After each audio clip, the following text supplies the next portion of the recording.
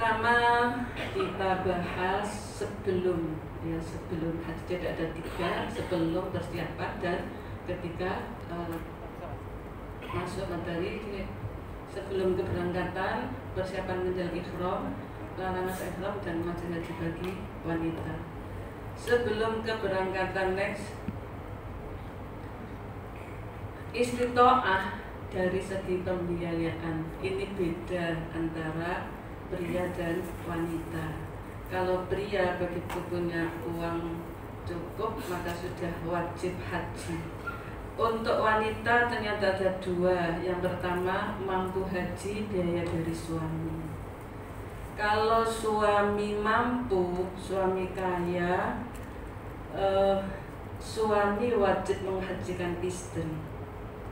Kalau istri tidak dihajikan suaminya, istrinya wajib haji apa mboten? Mboten, karena istrinya memang oleh Allah disetting tidak cari uang, jadi nggak punya uang. Maka wajibnya haji kalau dihajikan oleh suaminya. Kalau suaminya kaya tidak menghajikan istrinya, istrinya dosa apa mboten? Mboten. Garwane dosa apa mboten? Dosa. Soalnya mampu tidak melaksanakan kewajibannya. Allah berfirman bahwa pria adalah penanggung jawab bagi istri. Hafal sedaya Al-Qur'an An-Nisa ayat 34. Alhamdulillah. Ar-rijalu qawwamuna 'alan nisa'i bima faddalallahu ba'dahum 'ala ba'din wa bima anfaqu min amwalihim. Al-ayah. Pria itu, suami itu penanggung jawab bagi istri, selain memimpin, mengayomi, menanggung dan seterusnya. Karena ada 2 sebab Allah menjadikan pria diproklamirkan sebagai penanggung jawab, sebagai pemimpin. Yang pertama, bima faddalallahu ba'dahum, karena Allah melebihkan sebagian mereka atas sebagian yang lain. Dan yang kedua, bina anfaqu min amwalihim, karena suami diberi kewajiban memberi nafkah dari hartanya. Termasuk di dalamnya adalah kewajiban memberangkatkan ibadah haji jika mampu. Kemudian dalam sebuah hadis disebutkan Nabi bersabda, Bismillahirrahmanirrahim, ayyuma mar'atin shalat khamsaha wa shamat syahdaha wa ta'at zaujaha tadkhulul jannah. Mana-mana istri sholat 5 waktu, kemudian puasa Ramadan, taat suami, masuk surga. Zakatnya, hajinya, yang zakat suaminya, yang menghajikan suaminya, Masya Allah. Yang kedua, baru kalau istri itu punya uang sendiri, dia kerja atau dapat hibah atau dapat warisan dari orang tuanya, dia punya uang sendiri, maka baru wajib istitoahnya dari hartanya dia sendiri, Masya Allah. Sama dengan pria,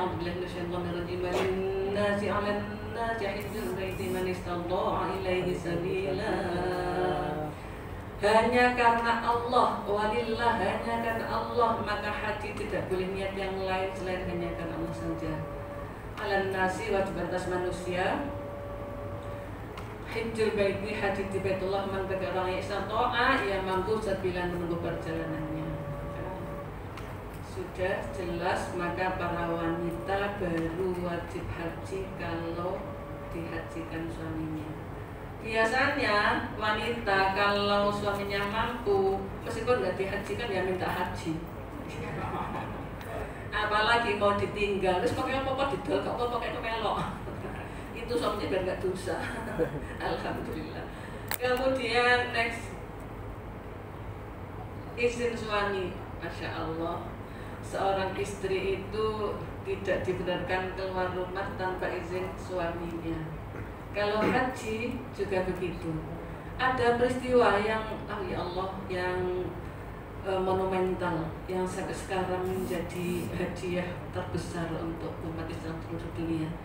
Sebuah peristiwa pada zaman Rasulullah dulu di Madinah, ada seorang sahabat perempuan dari sahabat Ansor ini, namanya Ummu Sinan. Dia tidak ikut haji. Padahal haji itu haji berapa? Nabi itu haji pinten? Sekali.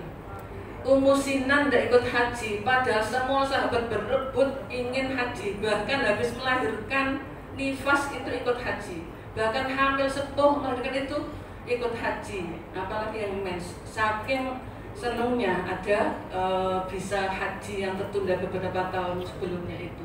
Ummu Sinan tidak ikut haji. Lalu dipanggil Nabi, Ummu Sinan, kenapa kamu tidak ikut haji?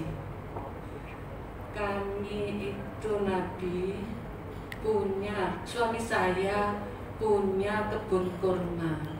Mata airnya ada 2, 1 diserahkan ke anak saya, 1 pembantu saya. Lah saya diminta ngawasi, jadi saya belum boleh haji tahun ini. Seorang istri tak pada suami, Masya Allah. Apa jawabnya Nabi? Nabi tidak jawab, ya sudah tahun depan dengan saya. Enggak gitu jawabnya. Jawabnya Nabi, Masya Allah, di luar dugaan. Ummu Sinan, nanti kalau kau umroh Ramadan, maka sama dengan haji bersama saya. Ya Allah, sampai sekarang kalau kita Ramadan umroh, Masya Allah, pahalanya bersama Nabi, sama dengan haji bersama Nabi. Ya Allah, itu apa pahala besar yang sampai sekarang oleh Allah diberikan kepada bukan hanya wanita tapi semua orang-orang yang umrah pada bulan Ramadan. Makanya kalau Ramadan itu Masya Allah melebihi haji penuhnya di Masjidil Haram. Tapi sayang hadis ini tidak terkenal banget di Indonesia, sehingga jamaah di Indonesia Ramadan jamaah Ramadan umrah Ramadan itu nggak seberapa penuh, nggak seberapa banyak. Kalau ditanya umrah Ramadan, nanti capek, nanti haus, nanti lapar, nanti nggak kuat, Masya Allah. Padahal para bapak, para ibu haji dan hajat pembimbing umrah Ramadan, Masya Allah, tahu betapa nikmatnya memang karena haji bersama Nabi. Jadi Masya Allah nikmatnya umrah. Itu asbabul wurudnya adalah karena seorang istri yang taat pada suaminya, seorang istri yang tidak diizinkan haji, Masya Allah menghasilkan sesuatu yang monumental tadi sampai sekarang. Ya Allah, menurut Imam Hanafi, Syafi'i dan Imam Ahmad bahwa suami tidak boleh melarang istri pergi haji kalau itu hajinya yang pertama, haji rukun Islam, haji wajib. La ta'ata li makhluqin fi ma'siyatil khaliq. Enggak boleh taat pada makhluk untuk mendurhakai Allah. Sehingga istri kalau mau haji dilarang suaminya pertama, kalau dia tetap berangkat saja Allah tidak memberinya dosa. Masya Allah. Next, bersama mahram. Nabi bersabda, wanita yang keluar rumah lebih dari 3 hari wajib dengan mahram. Dulu kondisi di Arab, di Mekah, di Madinah masih nggak banyak orang, wanita yang keluar itu bahaya. Sampai sekarang pun masih seperti itu jika tidak menjaga diri baik-baik. Beberapa imam mujtahidin berbeda pendapat. Kalau Imam Hanafi, perjalanan yang lebih dari 3 hari itu harus bersama mahram sesuai dengan hadis Rasulullah. Imam Hambali, ngapunten sanes kayak Hambali ya. Imam Hambali tidak wajib haji bagi wanita yang tidak memiliki mahram. Kalau Imam Ahmad bersama suami mahram tidak menjadi syarat menunaikan ibadah haji yang wajib. Imam An-Nakhai, Hasan Basri, Ats-Tsauri, Ishaq dan para sahabat teman-teman Imam Hanifah, syarat berhaji dengan mahram adalah masuk kategori syarat kemampuan melaksanakan ibadah haji yang harus dipenuhi, termasuk istitoah kalau ada mahramnya. Menurut Imam Syafi'i, Masya Allah, wanita boleh pergi bersama-sama wanita lain yang terpercaya, khusus pada haji wajib dan tidak berlaku pada haji tatawwu. Imam Nawawi dalam kitab Syarah Sahih Muslim juz 2 disebutkan jana pergi bersama muhrim tidak menjadi syarat. Yang menjadi syarat adalah terjaminnya keamanan wanita yang bersangkutan. Kalau jamaah di Indonesia ikut yang mana ini? Imam Syafi'i. Kalau dulu para pengurus KBIH ini kalau mau berangkat haji, banyak jamaah putri yang tidak dengan suami, yang ada mahramnya, maka ngurus surat mahram ke KUA. Bayarnya mungkin 25.000 per surat mahram. Itu kalau yang putri-putri sendiri 40 ya, ngurus 40 lembar surat mahram. Tapi 3 tahun terakhir ini nggak pakai surat mahram itu. Saya nggak tahu persis. Yang jelas dalam hadis seperti kasusnya siapa itu dari wanita dari Bani Juhainah itu yang dia minta izin kepada Nabi haji sesama wanitanya oleh Nabi diizinkan. Nah seperti itulah kira-kira di Indonesia, lalu tidak lagi diminta surat mahram karena jelas itu dengan para wanitanya banyak, apalagi ada pembimbing haji atau pengurus KBIHU-nya pasti bertanggung jawab terhadap jamaahnya. Itu tentang mahram. Next,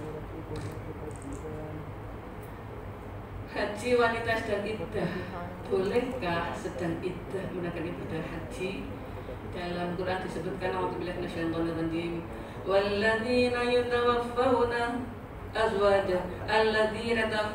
azwajahum yatarabbasna bi anfusihinna aw arba'ata ashhurin wa 'ashra fa idza balagna ajalahunna fala junaha 'alaikum fima fa'alna fi anfusihinna min ma'ruf.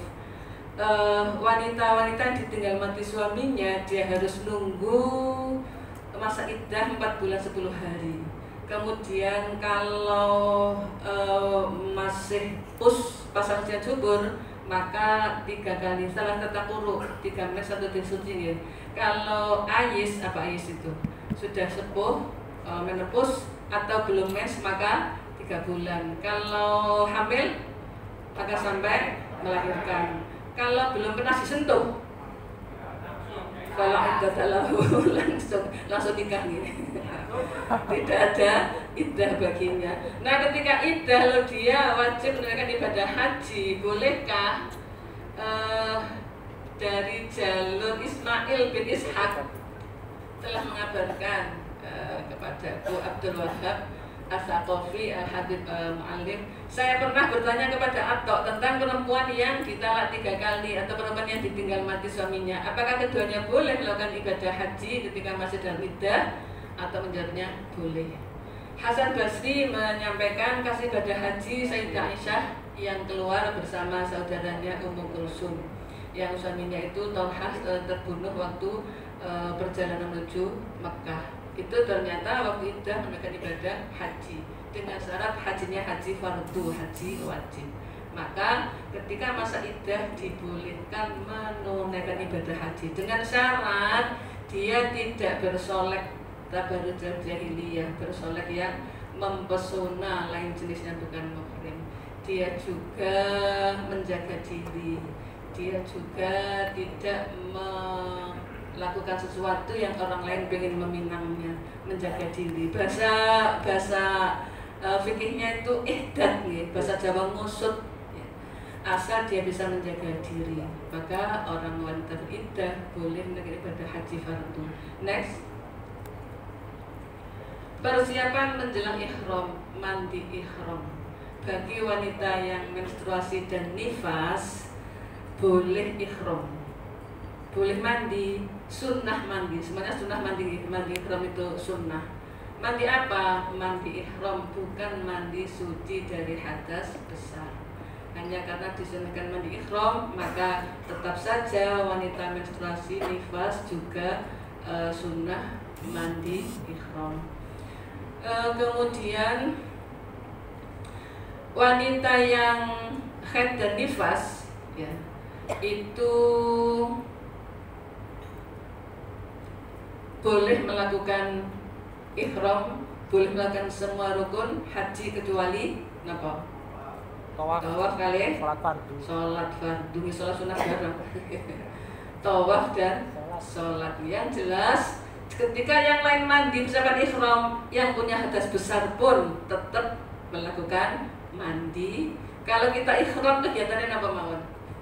Ihram itu berarti nomor 1 mandi ihram, nomor kali memakai baju ihram dulu. Kalau bapak-bapaknya 2 lembar, enggak boleh lebih. Celana dalam dilepas, kaos dalam dilepas. Ya. Kemudian kalau putri pakaian ihramnya asal menutup seluruh aurat. Jami'u badaniha illal wajha wal kaffaini. Semua anggota badannya kecuali wajah dan 2 tapak tangan. Warnanya gimana? Bebas, tapi putih aula. Putih lebih baik. Oke, seperti sekarang pakai baju putih lebih baik. Kaos kaki harus pakai. Tentang pakaian ihram nih, saya pernah bincang-bincang di Masjidil Haram dengan orang Arab yang kritis, perempuan. Sebenarnya dia guru. Dia bilang gini, kalau bahasa sini, orang-orang Indonesia itu kalau pakai baju ihram, pakai celana dan atasan, itu sama dengan nggak pakai baju, dia bilang. Itu arah katanya, telanjang. Karena ketika sujud, ketika rukuk, gambar semua. Nah itu mereka bilang gini, titip sama sampaikan kepada para wanita Indonesia itu supaya nggak pakai celana, pakai baju yang long dress itu ya. Saya bilang, saya tuh loh bukan penguasa Indonesia, saya bilang paling saya bilang ngomong nggak bisa ngomong pada jamaah saya. Maka mumpung saya ketemu dengan para bapak dan ibu pembimbing, pakaian ihram wanita, kalau boleh saya mengajak, pakai bajunya itu long dress tapi dengan celana legging dalamnya. Pernah saya itu pakai long dress Bu, saya lupa nggak nyuruh pakai legging dalamnya. Ya pakai long dress tapi ketika di Arafah di Mina bolak-balik apa itu pindah posisi duduk ya, akhirnya kakinya kelihatan. Oke, maka long dress dengan celana legging lalu kaos kaki. Atasnya tentu saja diharapkan yang nutup sampai dada, karena orang Arab itu kalau lihat pakaian wanita Indonesia dadanya nggak ketutup itu, rasanya gemes itu, masya Allah. Sampun yang kedua pakai baju ihram itu. Kemudian yang ketiga apa? Sholat sunnah ihram. Yang keempat napa? Kegiatan ihram itu loh. 1, mandi. Nomor 2, pakai baju. Nomor 3, sholat ihram. Pakai wangi-wangian itu di badan, tidak di baju. Kalau di baju dikirah malih bajunya. Kalau di badan diperbolehkan wangi-wangian sebelum niat ihram. Kemudian yang terakhir niat ihram. Semua boleh dilakukan oleh wanita yang menstruasi dan nifas. Next. Pakaian ihram tadi sudah kita singgung. Wanita ihram tidak boleh memakai selubung muka, niqab, cadar, dan sarung tangan. Sarung tangan yang tutup tapak tangan, bukan sarung tangan yang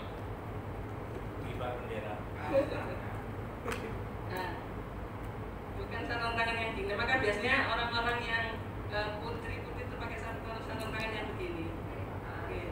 Ini harus kelihatan tapak tangannya. Kalau pakai sarung tangan biasa malah menjadi dilarang karena menutup tapak tangan. Kenapa pakai seperti ini? Sebenarnya kafun itu adalah ini pergelangan. Nah ini kafun. Jadi kalau ihram, wanita ihram ini enggak kelihatan, itu bukan aurat, ya. Wajah dan kafun. Ini zahiril kafi, ini batinil kafi, ini zahiril kafi, jadi kafun. Tetapi biasanya pakai seperti ini, kenapa? Khawatir ini bajunya lembreh, pelorot, membuka lalu auratnya kelihatan. Jadi kalau ininya begini tidak apa-apa karena memang ini bukan aurat. Yang jelas kebanyakan yang hati-hati itu pakai kaos tangan seperti ini. Pakai deker lebih baik karena nggak ada yang tertutupnya. Kalau deker kan pas ini, namanya deker nih. Nah itu tidak khawatir melorot dekernya atau bajunya. Kemudian itu bagi wanita wajah dengan tapak tangan nggak boleh tertutup. Kalau menutup wajah pakai masker bagaimana? Wanita ihram pakai masker, bareng apa badan? Kalau ditanya kenapa pakai masker, kalau saya nggak pakai masker saya alergi debu lalu batuk. Kalau nggak pakai masker saya sesek. Maka itu pakai maskernya namanya hajat. Al hajatu tanzilu manzilatat darurah wa daruratu tubihul mahzurat. Kebutuhan itu menduduki kedudukan terpaksa, dan terpaksa itu membuatkan yang dilarang.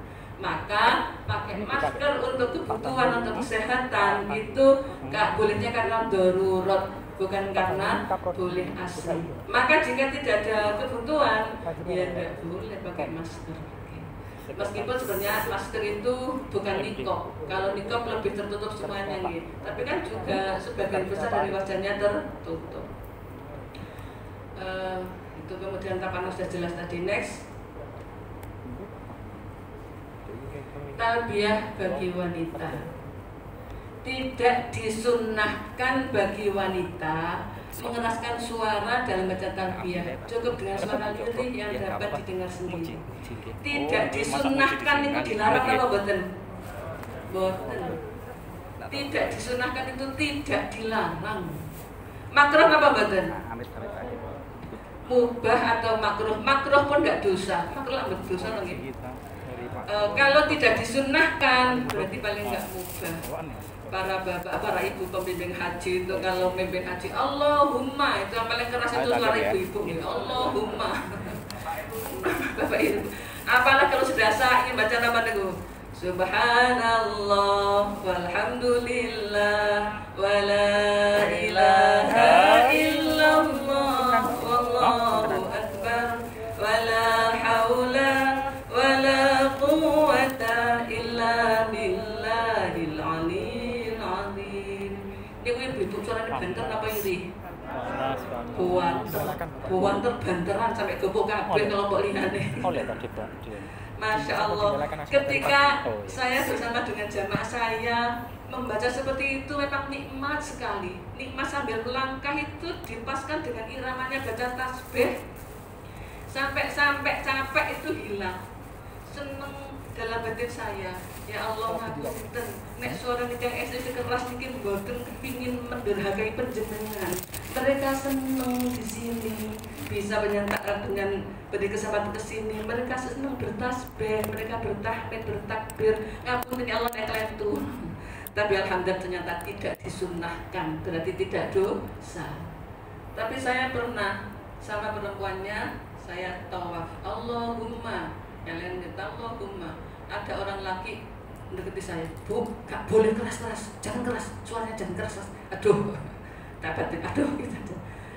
Ya Allah, ya mungkin dia berprasangka bahwa hukumnya bukan tidak disunahkan, tapi tidak boleh.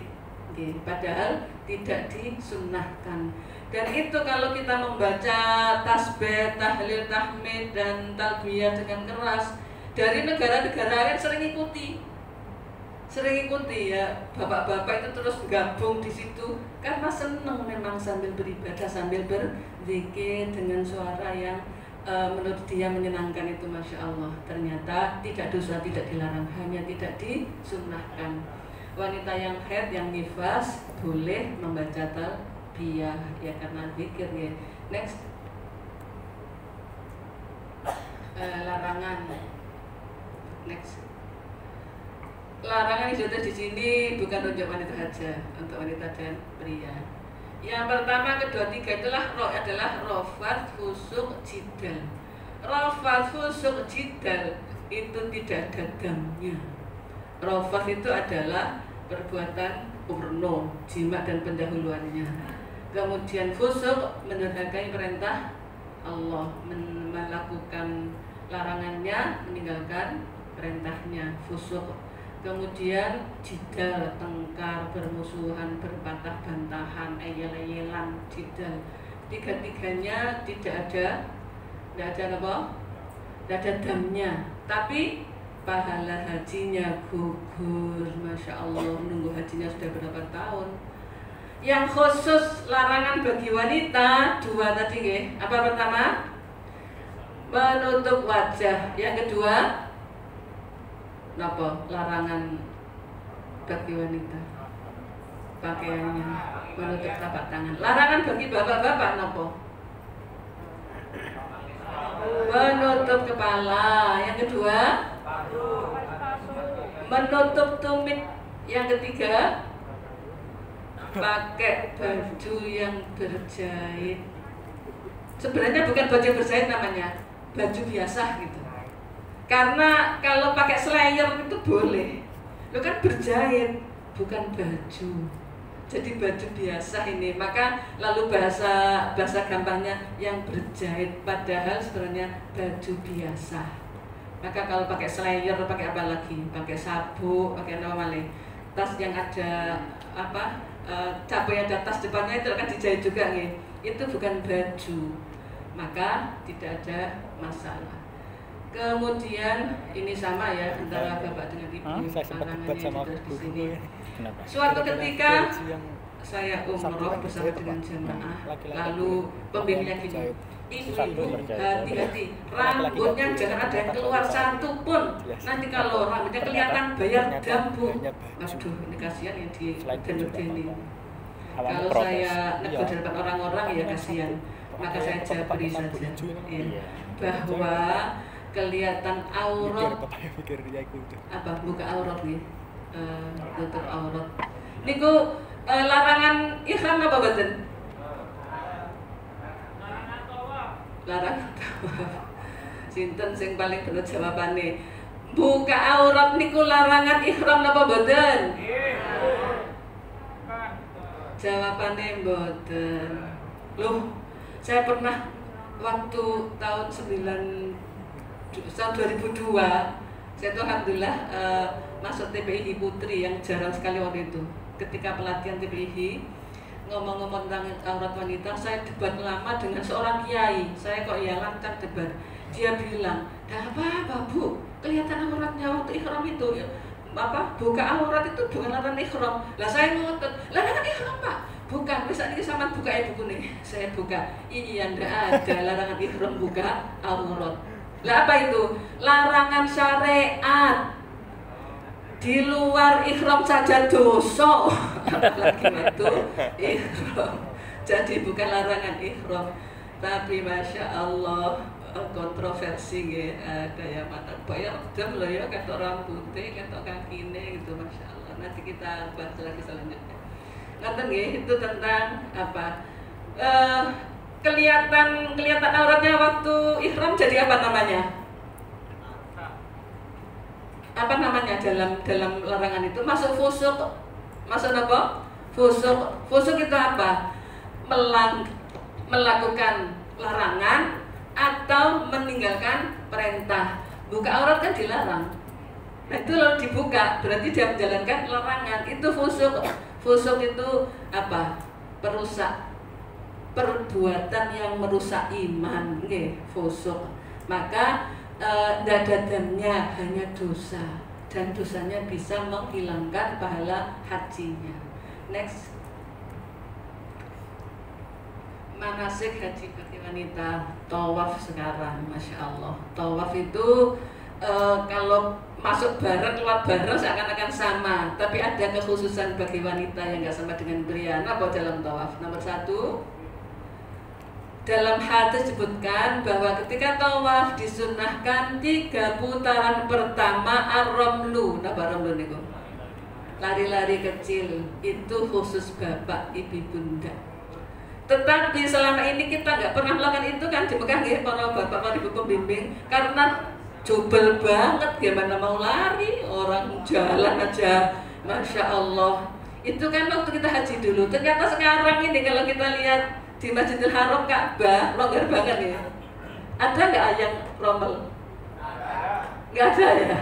Nggak seberapa. Jalan pelan-pelan dijaga oleh penjaganya. Ya, jalannya pun sesuai dengan garisnya, jaraknya pun atur, Masya Allah. Karena rommel sunnah saja maka tidak dilakukan juga tidak apa-apa. Namun lalu menjadi tidak masyhur ya, meskipun disunahkan rommel ketika longgar pun tetap tidak rommel. Itu kalau toh mengikuti hadis itu, para wanita tidak sunahkan lari-lari kecil ketika 3 putaran pertama dalam tawaf. Next, tawaf deh. Tawaf ifadah adalah rukun haji. Tanpa melakukannya haji batal, nggak sah. Maka dibolehkan bagi wanita menggunakan obat penunda haid agar haidnya tidak segera datang. Obatnya itu ada namanya lutenil, ada namanya Primolut ya. Ada yang sukses, ada yang gagal. Tapi paling nggak kan sudah usaha. Yang jelas kalau mens nggak boleh tawaf nih.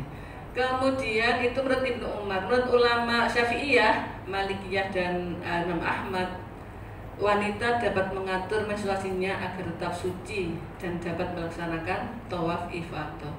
Mengaturnya ya bisa dengan obat ya, bisa dengan jadwal kalau dia mau waktunya men, tawafnya segera, misalnya nggak nunda-nunda, atau kalau dia men jangan nunggu sampai suci. Ulama Hanifiyah dan satu riwayat dari Imam Ahmad, siapa yang tidak berhenti haidnya maka ia boleh tawaf dan tawafnya sah, tetapi wajib membayar dam, yaitu menyembelih seekor unta atau sapi yang gemuk usia 5 tahun karena termasuk masuk masjid dalam waktu menstruasi itu. Bayar dam, sah tapi bayar dam. Kemudian kalau Imam Maliki dan sekelompok pengikut Imam Maliki ini berpendapat sesungguhnya tawaf qudum sudah memadai untuk menggantikan tawaf ifadah.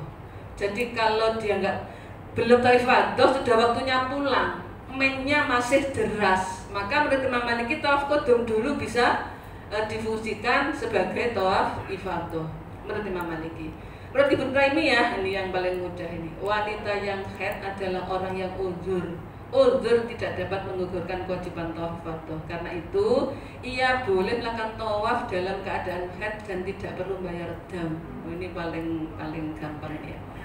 Tapi kalau kita ngikuti salah satu ya masih berat juga bagi wanita haid tawaf tanpa ada upaya apa ya, mungkin hatinya nggak enak, kok aku hadas besar kok tawaf itu. Nah, solusinya sekarang, kalau sudah dekat waktunya pulang, kloter 1, 2, 3 misalnya, waktu itu mepet sekali, tawaf ifadah langsung pulang, nafar awal itu sudah nggak boleh nafar sani ya.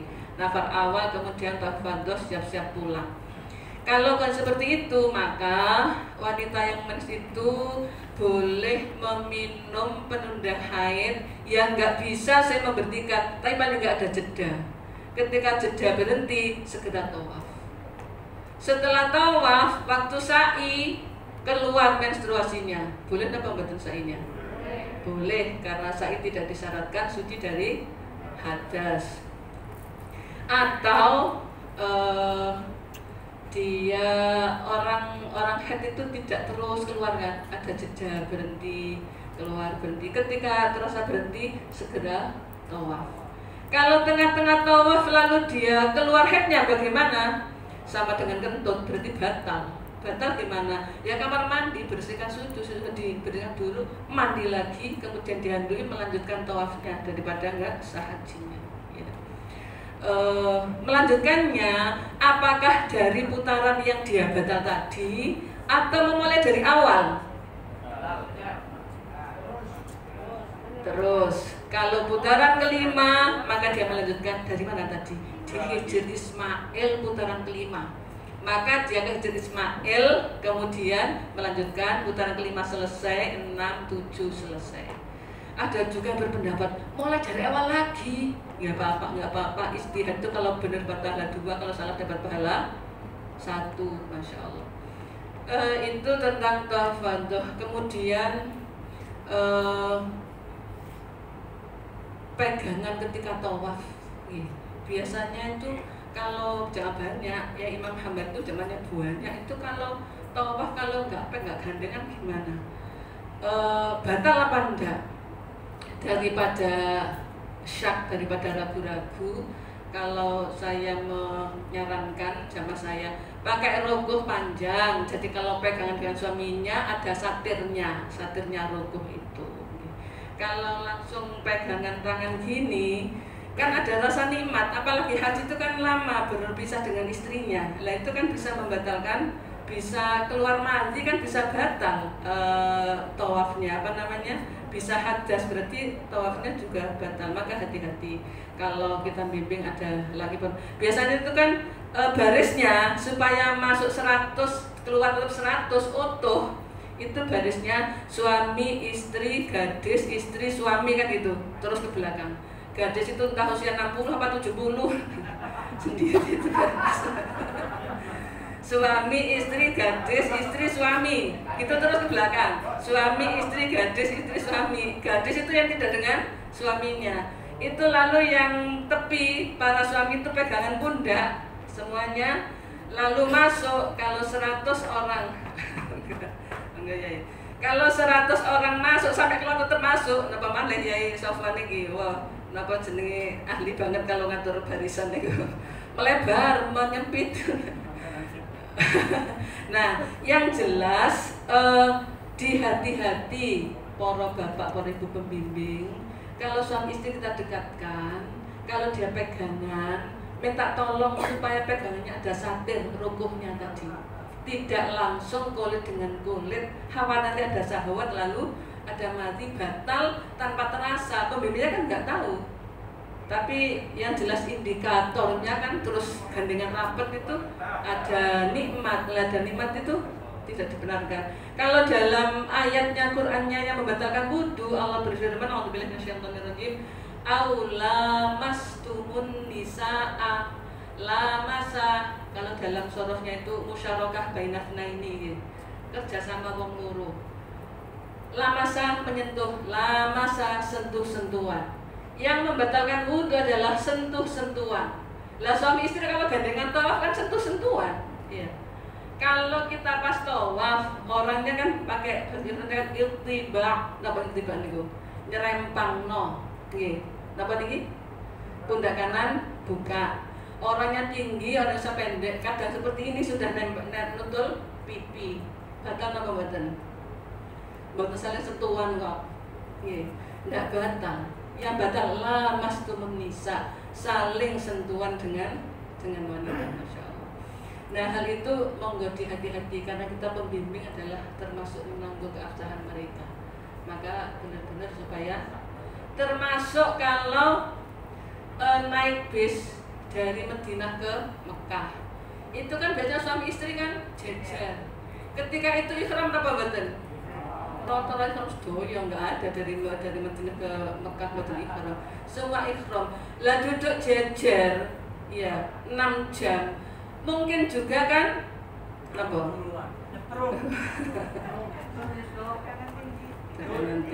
Ini termasuk rafah loh niku. Iya toh? Termasuk rafah. Meskipun halal sebelumnya, tapi untuk ihram niku rafah, bisa-bisa pahalanya hilang. Maka ada baiknya kalau Bapak Ibu pembimbing duduknya putri sama putri, putra sama putra, nonton mawon jangan nguatiri. Timbang ganjarane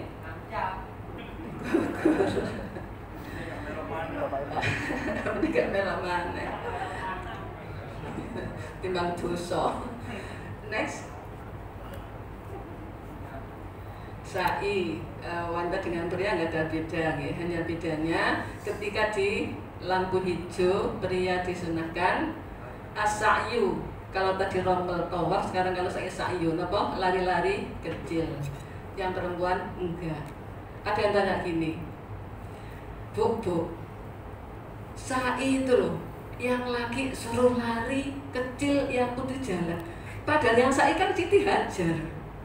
Kok malah yang putri nggak boleh lari? Itu kan nampak tilas yang jadi Hajar. Kenapa begitu? Kira-kira jawabannya terus pundi? Apa? Terus pundi? Oh, Ibn Nabi. Ibn Bolong. Oke. Saya pikir kritis juga yang tanya ini. Oh, jadi turun itu Siti Hajar kok malah saya buat barang pelayu tak Bu, kok malah sing kampung sedikit lari kecil. Saya jawab gini, sak kenanya. Siti Hajar dulu itu single parent.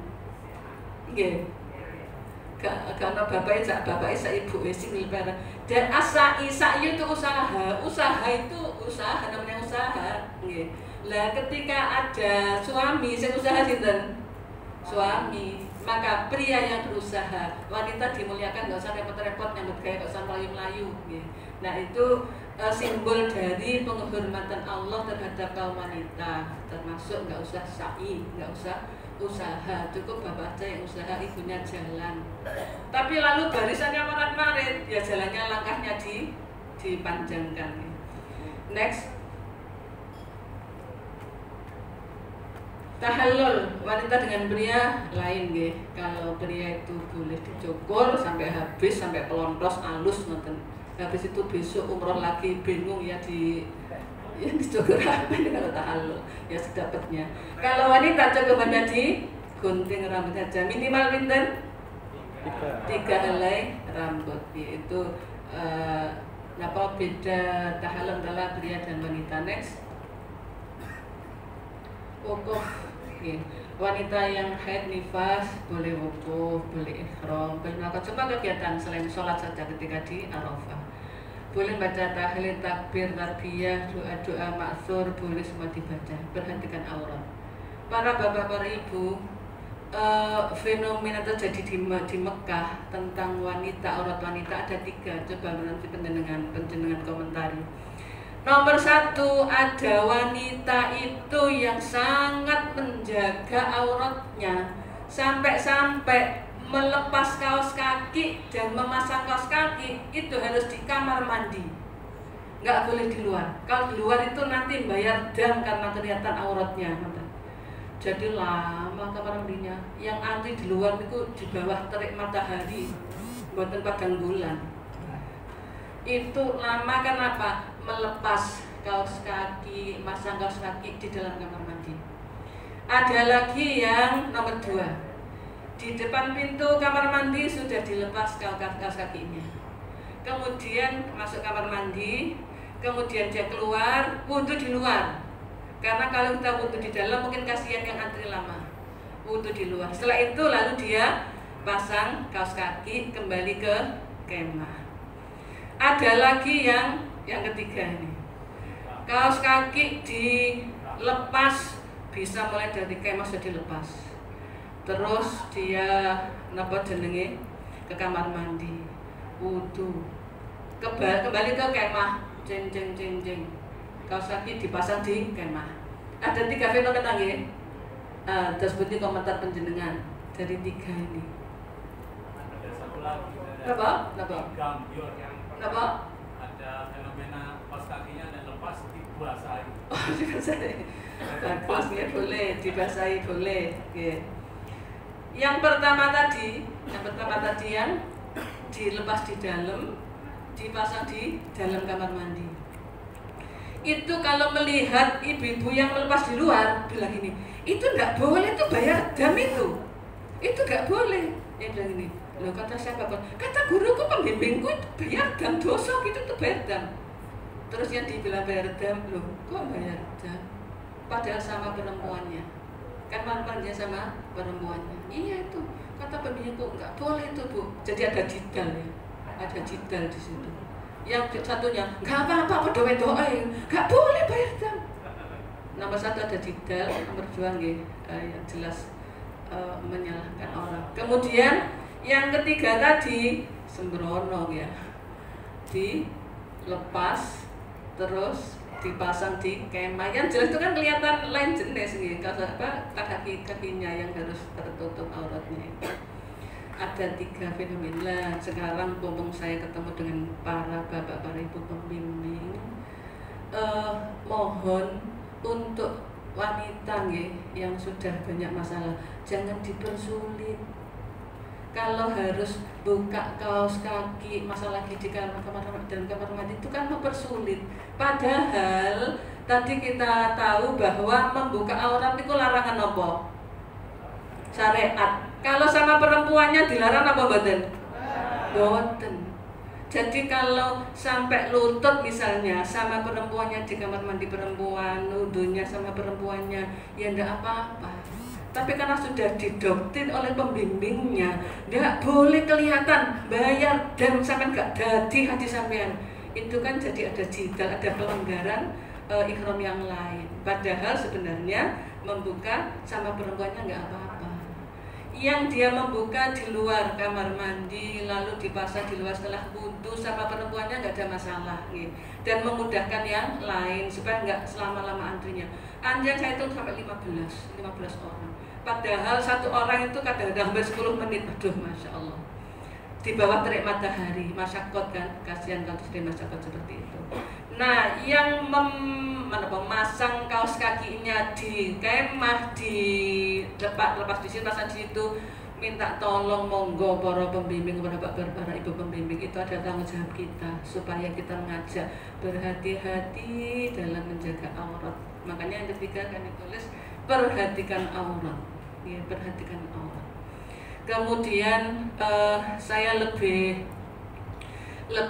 mengajak kalau di Arafah di Mina itu kan kemah nggih. Namanya tidur itu kan gak karuan tingkai nggih. Itu ada baiknya antara pria dan wanita disekat dengan selambu. Selambu itu kenapa? Tabir. Tabirnya siapa? Ya bawa. Nih, jamaah diminta untuk bawa tabir apa selambu apa sewek atau apa gitu yang bisa dipasang di Arafah sana. Pakai kemiti ya, dipakai apa tampar, bawa tampar. Biasanya kalau mau berangkat itu saya bilang setiap regu bawa tampar, bawa kemiti, bawa apa? Selambu. Akhirnya selambunya nggak saya bawa pulang di Mekah sana. Jadi kalau haji tinggal ngambil aja, tinggal masang, Masya Allah. Karena masalah aurat itu masalah fusuk, dan fusuk itu bisa menghilangkan pahala haji, dan itu adalah tanggung jawab kita sebagai pembimbing, ya Allah. Next, tawaf wada. Napa hukumnya tawaf wada? Napa mau nanti haji niku? Bermalam di Musdalifah, bermalam di Mina, lempar jumroh, niat dari mikot. Napa malih? Tawaf wada. Hukumnya wajib, berarti kalau ditinggalkan nggak sah, harus bayar dam. Nah, bagaimana wanita yang menstruasi, wanita yang nifas ketika harus tawaf wada? Maka disebutkan bahwa Rasulullah membolehkan wanita yang menstruasi dan tawaf yang hadas besar tidak tawaf wada, bisa langsung pulang. Tetapi gantinya tawaf wada biasanya diajak untuk di depan atau di tepi pintu Masjidil Haram yang bisa melihat Ka'bah, lalu membaca doanya tawaf wada sebagai gantinya.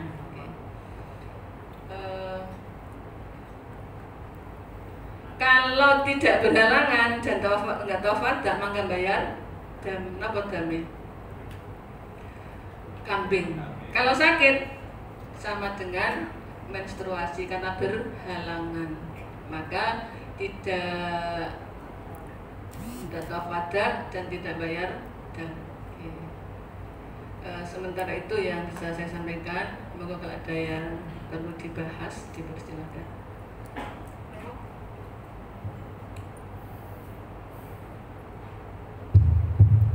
Kita beri plus dulu Bapak Ibu untuk narasumber kita. Ngantuk apa capek? Apa kangen yang di rumah? Kangen putra-putranya apa Ibu Baik Bapak Ibu, biar tidak capek juga tidak gilingan yang di rumah, saya minta panjenengan berdiri sebentar. Oh, sudah berdiri? Kok gak ketok aku? Berapa ya? Monggo, berdiri sebentar. Nah, ini ayo ngarep toh. Silakan Silakan panjenengan hadap ke kanan. Hadap ke kanan, nggak pakai gerak. Saya minta yang perempuan satu itu sementara gabung duduknya.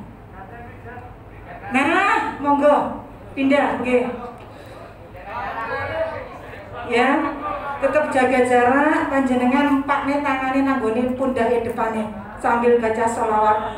Salatullah salamullah. Ya, bukan apa-apa pijetan punggungnya dipijeti. Nah, loh jangan khawatir Bapak, kok temboknya gak mijeti. Udah jaga jarak ya. Monggo. Allahumma sholli ala Muhammad. Salatullah salamullah ala Taha Rasulillah. Salatullah salamullah ala Yasin Habibillah. Balik kanan. Nah, kok cenake ada gak gantian. Monggo selawat sareng-sareng. Salatullah ala Taha Rasulillah. Salatullah salamullah ala Yasin Habibillah.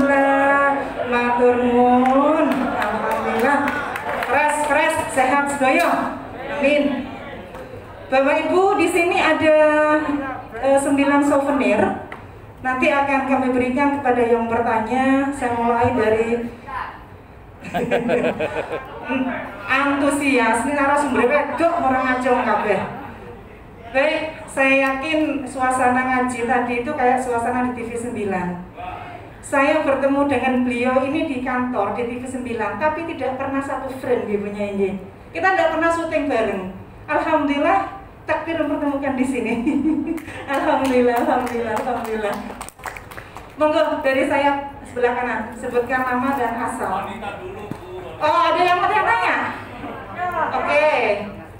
Lady first, silakan. Tunggu mana ya?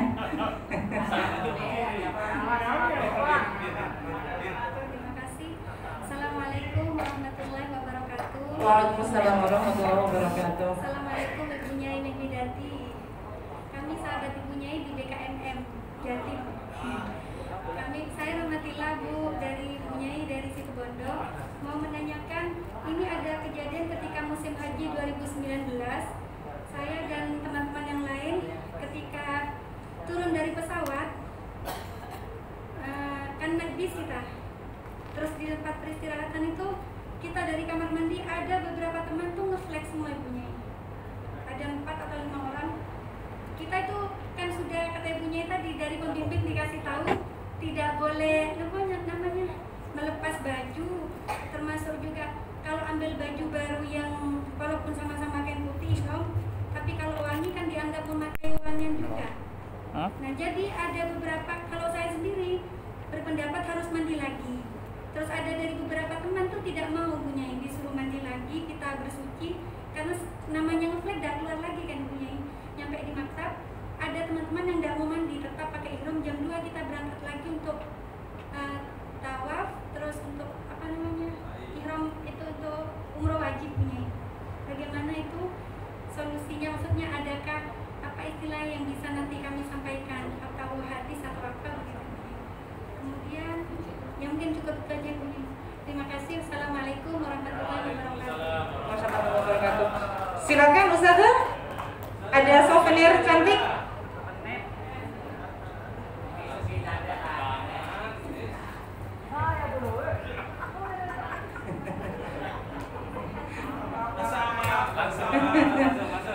Silakan, yang terlanjur berdiri tadi bangsa nih. Kakek top cilik.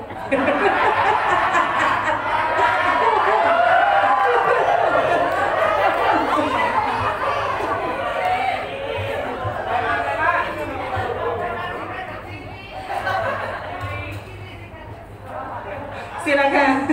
Assalamualaikum warahmatullahi wabarakatuh. Waalaikumsalam.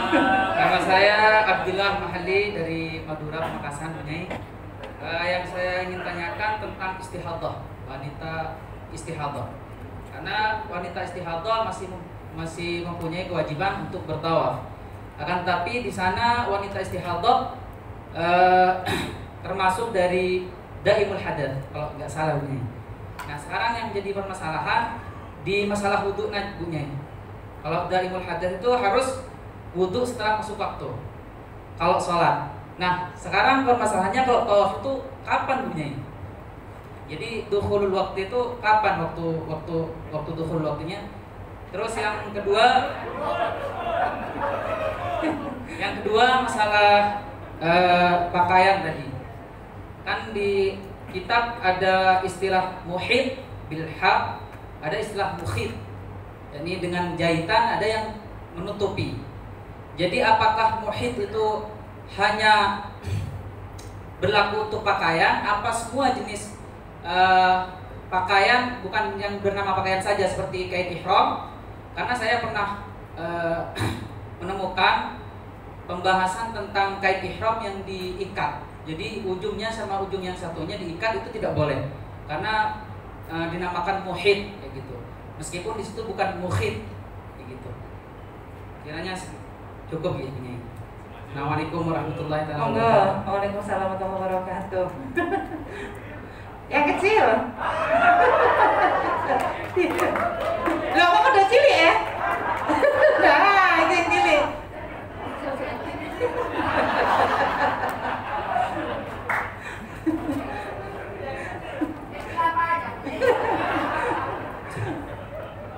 Assalamualaikum warahmatullahi wabarakatuh. Waalaikumsalam warahmatullahi wabarakatuh. Nama saya Abdul Hamid dari Jember. Ibunya yang saya hormati, pertanyaan saya yang pertama adalah tadi Bunyai menyampaikan perihal mulamasah. Nah, konteksnya dalam tawaf itu ada dua pendapat untuk mencari solusi bagaimana tidak batal wudhunya.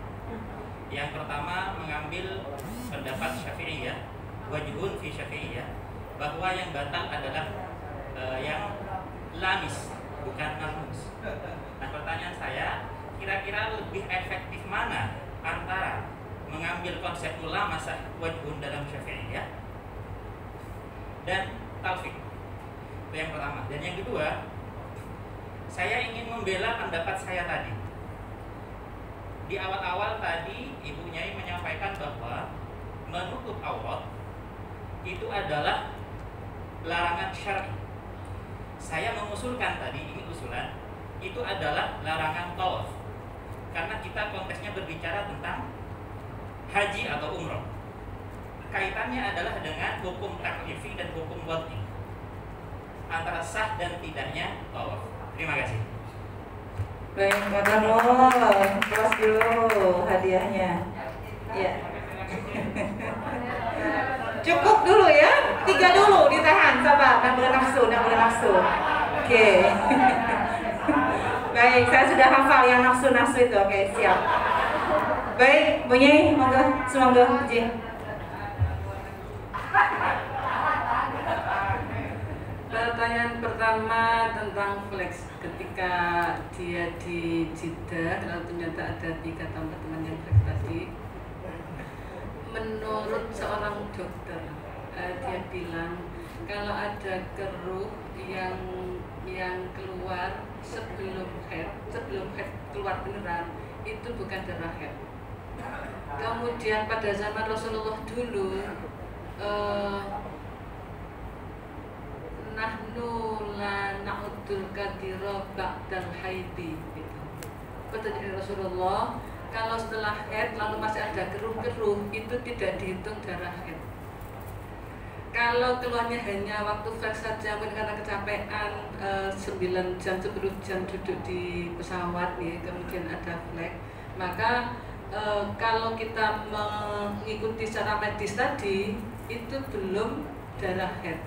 Kalau mengikuti zaman Rasulullah, yang keluar setelah haid masih ada kadir, ya masih ada keruh, itu dikiaskan dengan itu, maka itu bukan darah haid. Adapun setelah itu keluar lagi, lah itu baru darah haid dihitung itu. Maka kalau ada yang kemudian sampai di Mekah lalu mandi, kemudian tawaf sa'i, ihtiyat, hati-hati itu baik.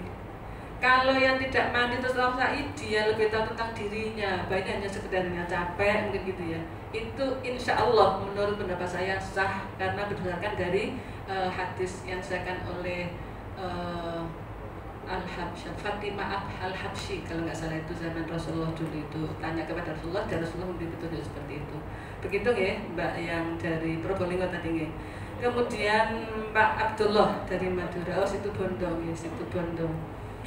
Istihadah disebut dengan daimul hadas.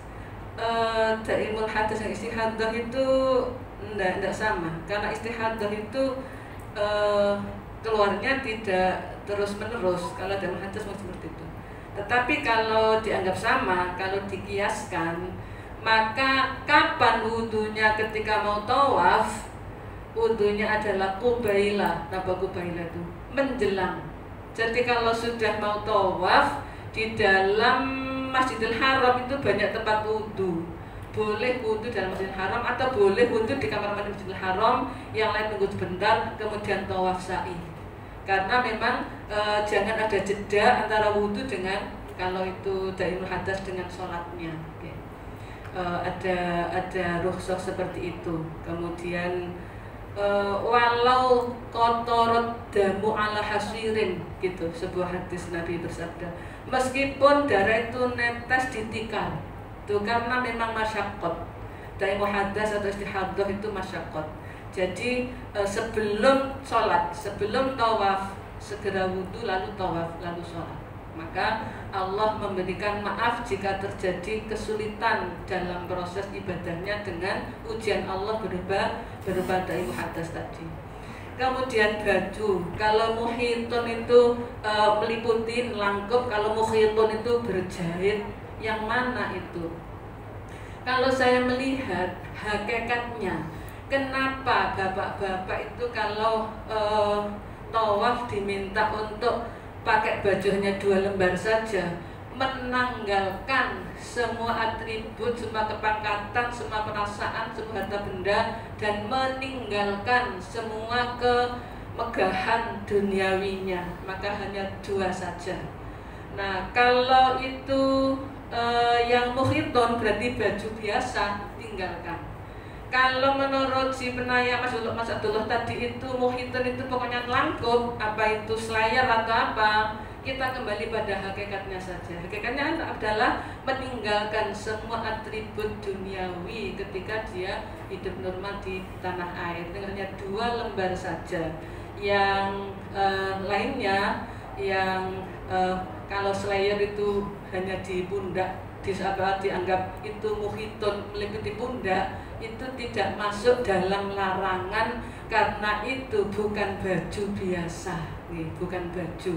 Maka tadi saya katakan kalau sabuk yang ada tas depan perut itu, kalau slayer itu memang ada jahitannya, tidak termasuk pakaian yang dilarang dalam ihram. Itu Mas Abdullah.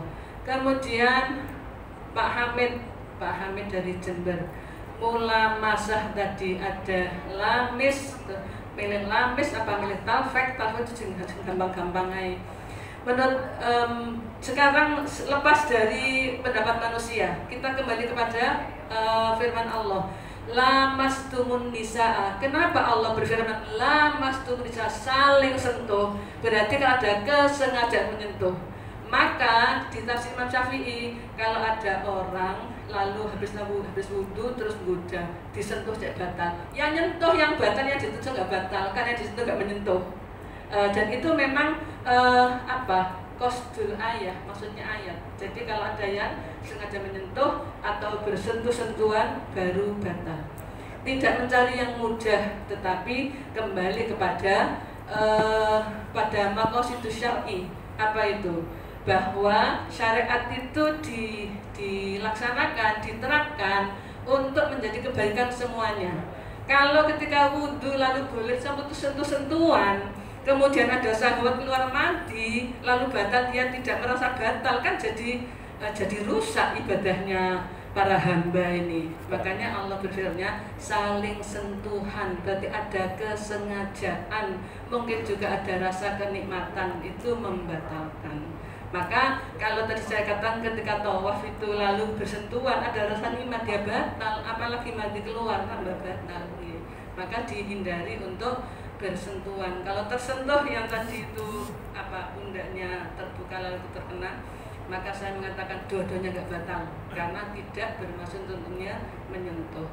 Kemudian tentang nutup aurat tadi, menurut Pak Hamid itu larangan tawaf, monggo berpendapat itu boleh saja, tetapi asli bahwa buka aurat itu larangan syariat.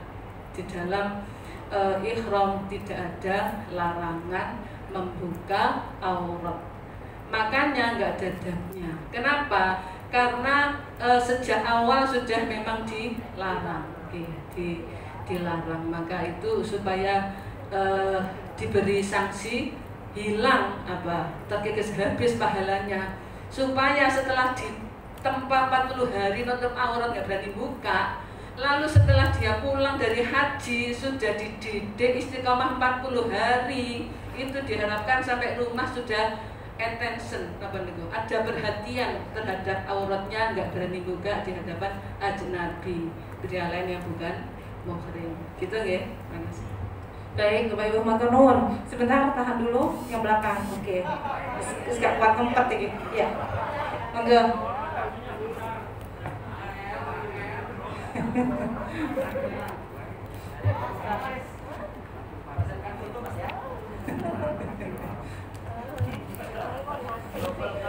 Zainal walaupun pakai masker. Assalamualaikum warahmatullahi wabarakatuh ya.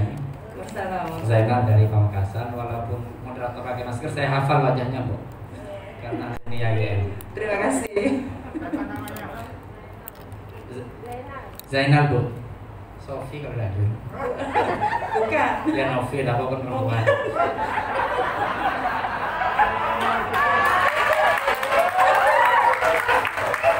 Ya kalau ada keliru bintangnya dakwah itu. Ya karena saya kos di belakang, jadi kalau lihat pasti ketemu. Saya 2003, 2005 di Surabaya. Karena divisi 9. Ya. Pertama begini Bu Nyai, ini kasus ya, bukan kasus sih. Kalau kasus kan karena saya orang hukum, apa ini hanya sesuatu keterjadian saja. Jadi ada jemaah yang tanya, kalau biasa istri kita kan pakai primulut Bu. Nah pulang ke rumah itu biasanya kalau di Madura kan banyak tamu. Nah kita lanjutkan, Dek, dipakai terus ya. Nah, pertanyaan saya, ini kan tidak normal sudah hitnya dari tanah suci itu. Nah kalau sampai di Indonesia terus dipakai, kan lama menahan itu bunyinya, jadi apalagi masih pasangan usia subur gitu. Itu bagaimana sebetulnya bunyinya? Satu, ini yang ringan, ini yang agak berat sedikit. Dimulai yang ringan-ringan saja. Ini berbasis pengalaman, jadi saya yang paling takutkan manjidan. Jadi memang saya niatkan dari rumah, nawaitu mengalah kepada istri lillahi ta'ala. Jadi memang saya sudah niat mengalah, jadi mengalah saja.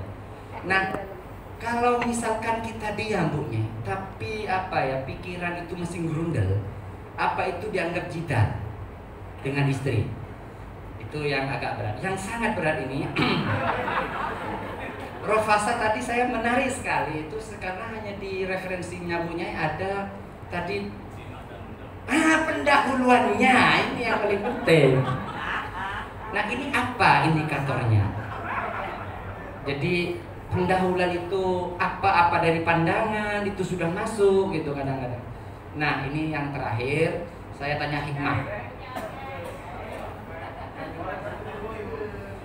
Pertama tentang hikmah nih Bu.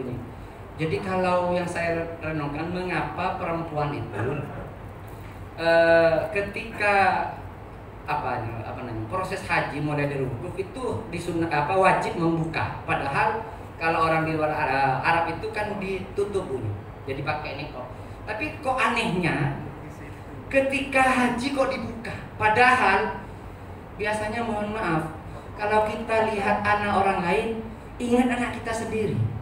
Tapi kalau kita lihat istri orang lain, lupa istri sendiri. Ini rofasa, terkait dengan rofasa bunyi. Gimana? Jadi kadang-kadang saya kebetulan waktu itu saya barengan dengan orang Turki. Repot ini, merupet ini. Nah, apakah saya pakai kaidahnya Sayyidina Ali, ya lakal ula wa alaika tsani gitu. Tapi masih melirik gitu. Ya modal apa? Ini apa hikmahnya bunyi? Jadi, nah yang terakhir, Nah, cukup 4 sudah 4. kan ini batasnya laki-laki. Sudah cukup. Beri tepuk tangan dulu. Baik, terima kasih. Hadiahnya bisa diambil.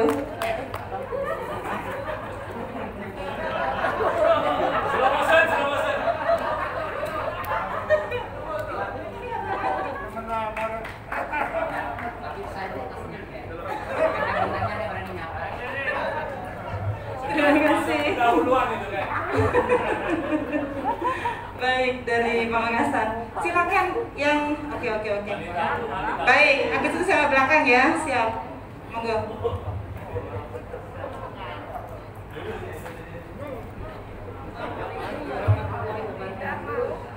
Terima kasih kesempatannya. Yang saya tanyakan ini Bisa lebih mendekat? saya dari Bojonegoro, Bupatim. Yang saya tanyakan, saya sering bawa itu jamaah ibu-ibu sepuh, jadi 60 ke atas atau lansia. Itu waktu tahallul sudah berkali-kali ada manasik, pengetahuan, tapi karena orang sepuh ya begitu. Itu waktu minta potong rambut itu sudah dicopot gitu. Jadi ya saya sampai nangis ya. Saya yang bawa, kok jemaahnya seperti itu bagaimana? Terus yang kedua, jadi mau potong rambut itu selalu kayak gini. Terkandung.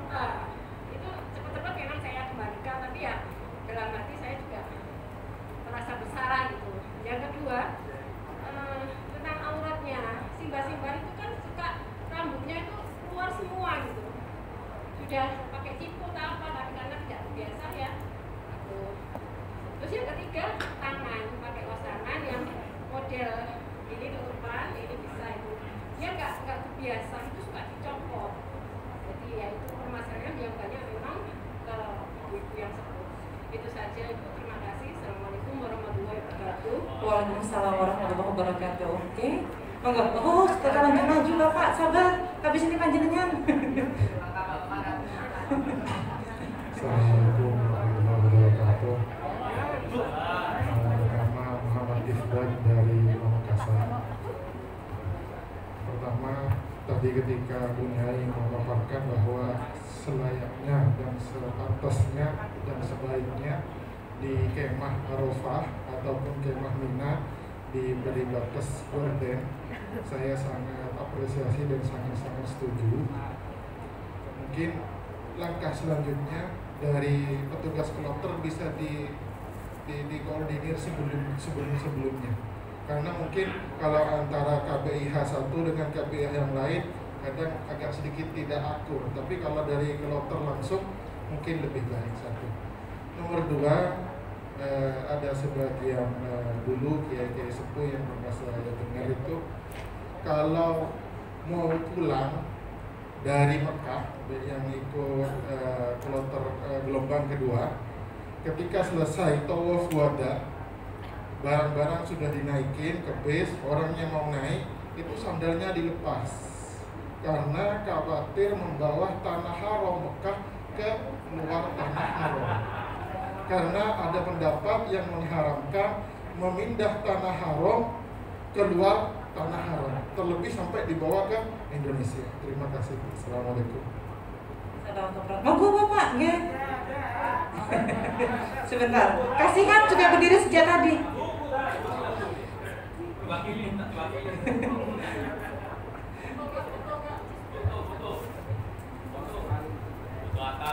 Assalamualaikum Mi. Ini permasalahannya dengan itu membuka aurat ketika ihram di hadapan ajnabi atau ajnabi melihat aurat ajnabiyah. Permasalahannya ada seorang pembimbing, seorang pendamping yang mendampingi lansianya itu wanita, ya, mau masuk ke kamar untuk hamam lindisa, itu yang pendamping itu pria. Mau masuk ke kamar hamam lirijal, pendampingnya yang didampingi yang di wanita. Nah ini bagaimana? Kan repot, mau ke nisa, nanti ke nisa yang didampingi orang wanita, tapi yang mendampingi kan masih muda. Lah melihat ajnabiyah tentu mana tahan. Dan terus yang mau ke rijal, orang rijal ini untuk laki pak, ya sudah untuk laki. Kan kamu tahu, kamu sama perempuan ini kan nggak ada apa-apa. Tapi kalau saya sama masuk ke nisa, pasti saya ada apa-apa. Saya bilang begitu. Nah ini permasalahannya, saya sampai timbul masalah saya. Ini apakah sayapnya ke depan tidak ada seumpama penjaga dari Indonesia untuk hamam-hamam nisa ini, untuk mendampingi orang-orang yang lansia itu ke depannya. Terima kasih. Assalamualaikum warahmatullahi wabarakatuh. Waalaikumsalam warahmatullahi wabarakatuh. Tadi ada yang jawab tadi di belakang, pakai daster dan pakai masker katanya. Terima kasih. Baik, ini hadiah masih ada 2 lagi, dipersilakan. Silakan, Ustazah. Oke, belakang juga siap-siap.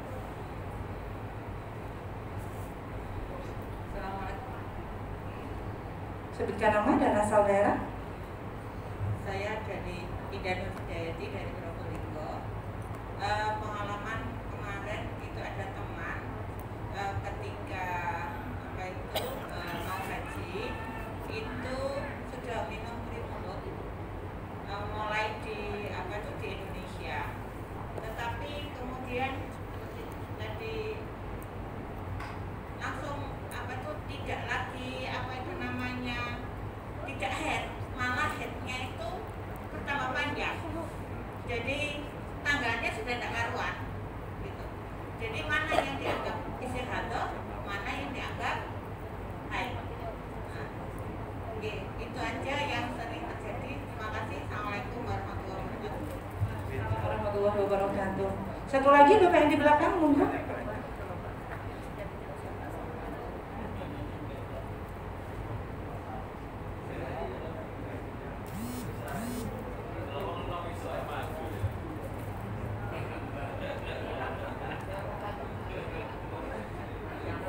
Assalamualaikum warahmatullahi wabarakatuh. Waalaikumsalam. Mohon maaf Bu Nyai, ini kaitannya dengan dari mana Bapak? Dari Bojonegoro, Mulazim dari KPU Assalam. Pertama terkait dengan ini perubahan Undang-Undang Haji Nomor 13 2008 ke Undang-Undang Nomor 8 tahun 2019. Ini pendampingan yang saya perhatikan, terutama ini agak melenceng sedikit, kota untuk lansia Bu Nyai. Kota untuk lansia ini kelihatannya semakin sulit untuk kita urusi. Kalau dulu itu dari KBH pada waktu itu bisa mengajukan permohonan melalui kasih haji di kabupaten masing-masing. Alhamdulillah yang kita lakukan banyak keberhasilannya. Beberapa lansia bisa berangkat tahun berikutnya. Tetapi untuk 2 tahun terakhir, apakah ini adanya perubahan undang-undang itu atau bagaimana? Ini ternyata kok tidak pernah berhasil gitu. Ini kemarin ada jawaban dari kasih haji itu katanya untuk tahun ini Pak ini hanya 5% skala nasional. Nah kalau skala nasional ini masing-masing provinsi apakah ini dibuat sama atau mungkin sesuai dengan kota yang ada. Nah ini yang kami tanyakan karena ada seorang jamaah itu sampai 3 kali sudah kita usulkan tapi tidak pernah berhasil dan kita selalu ditanya-tanya tentang masalah kota ini. Kemudian yang kedua, ini kemarin sudah pernah kita tanyakan kaitannya dengan seorang ibu itu pernah menangis-nangis gara-gara saat pemulangan jamaah itu sudah ditentukan ke Indonesia, tetapi dikala menjelang pemulangan itu ternyata dia malah mengalami menstruasi. Nah, terus solusi yang terbaik bagaimana kalau andai kata sampai dia pada saat mau pulang ternyata belum bisa menjalankan kewajiban merupakan rukun haji yaitu tawaf ifadah. Nah, ini mohon ada kejelasan dan saya sampaikan terima kasih. Assalamualaikum warahmatullahi wabarakatuh. Waalaikumsalam warahmatullahi wabarakatuh.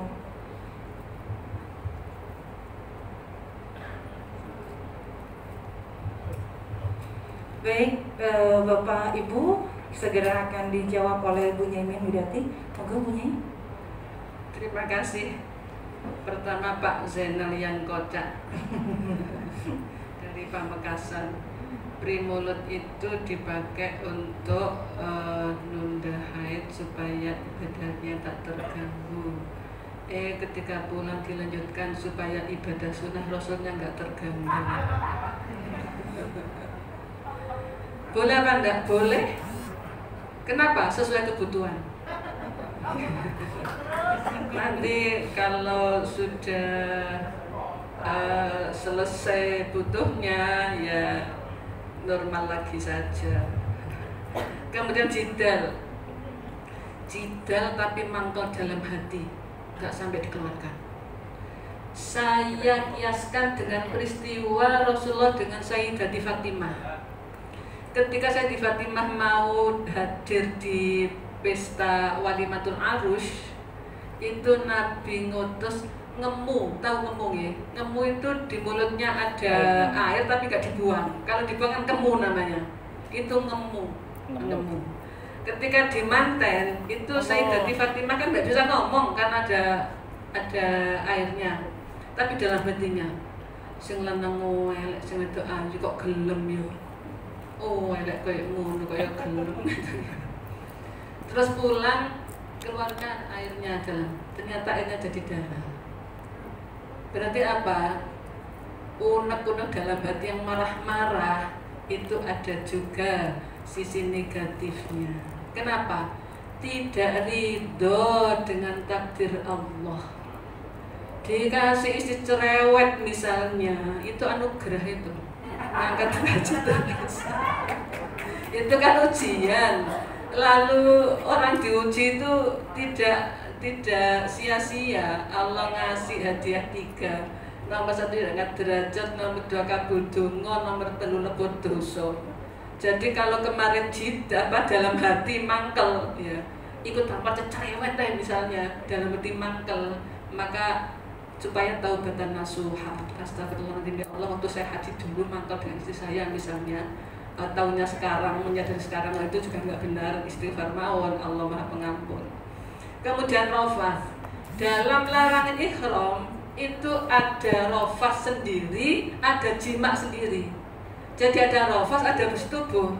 Padahal waktu saya sekolah dulu ketika diajar tafsir, rafas itu kumpul suami istri jima. Ternyata di larangan ihram ada dua-duanya. Maka rafas itu adalah rafas itu apa itu? Porno. Porno, apa porno itu? Rafas itu porno. Pornonya nggak boleh lah. Porno itu adalah permulaan dari kumpul suami istri jima itu, pornonya itu. Maka pornonya nggak boleh, apalagi jimanya itu. Kalau pornonya nggak ada damnya, tapi kalau jimanya ada damnya. Nggih, damnya apa?